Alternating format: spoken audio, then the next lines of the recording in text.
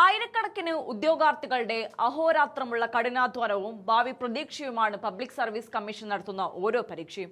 എന്നാൽ അടുത്ത കാലത്തായി ഉയർന്നുവരുന്ന ഗുരുതരമായ അഴിമതി ആരോപണങ്ങൾ PSCയുടെ വിശ്വാസ്യതയെ തന്നെ ചോദ്യചിഹ്നത്തിലാക്കുന്നതാണ്.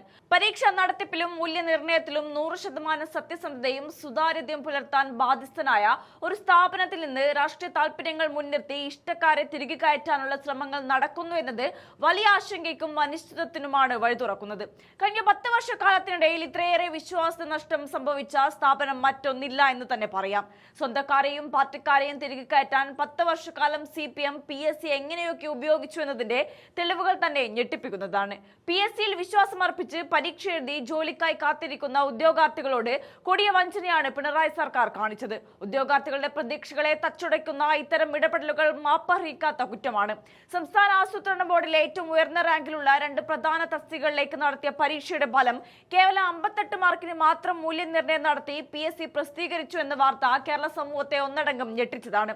42 മാർക്ക് പൂർണ്ണമായും ഒഴിവാക്കിക്കൊണ്ട് തയ്യാറാക്കിയ ഈ റാങ്ക് പട്ടിക തൊഴിലന്വേഷകരെ മാത്രമല്ല കേരള പബ്ലിക് സർവീസ് കമ്മീഷൻ എന്ന ഭരണഘടനാ സ്ഥാപനത്തിന്റെ വിശ്വാസത്തെ തന്നെ തുലാസിലാക്കി.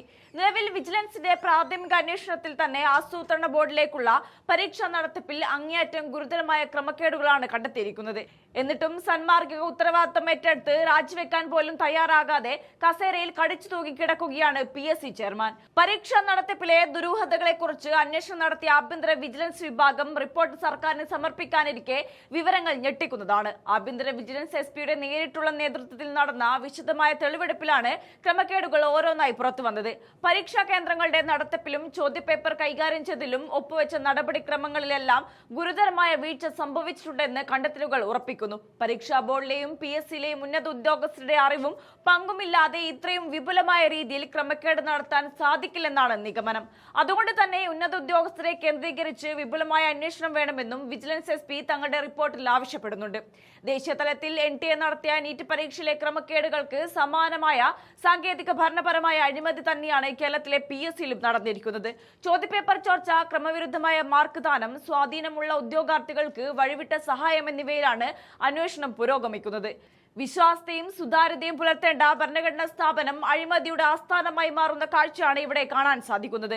അതേസമയം സെക്രട്ടേറിയറ്റിന് മുന്നിൽ കേരള PSC റാങ്ക് ഹോൾഡേഴ്സ് നടത്തുന്ന സമരത്തിന് പിന്തുണയുമായി സിനിമാ താരങ്ങളായ ടൊവിനോ തോമസ്, നെസ്ലിൻ, ലിയോണ ലിഷോയ്, ചന്തു സലീം എന്നിവർ എത്തിയിട്ടുണ്ട്. സമരപ്പന്തലിൽ നിന്നും റാങ്ക് ഹോൾഡേഴ്സ് അവരുടെ ദുരവസ്ഥ പങ്കുവയ്ക്കുന്ന വീഡിയോ താരങ്ങൾ സോഷ്യൽ മീഡിയയിൽ ഷെയർ ചെയ്തിട്ടുണ്ട്.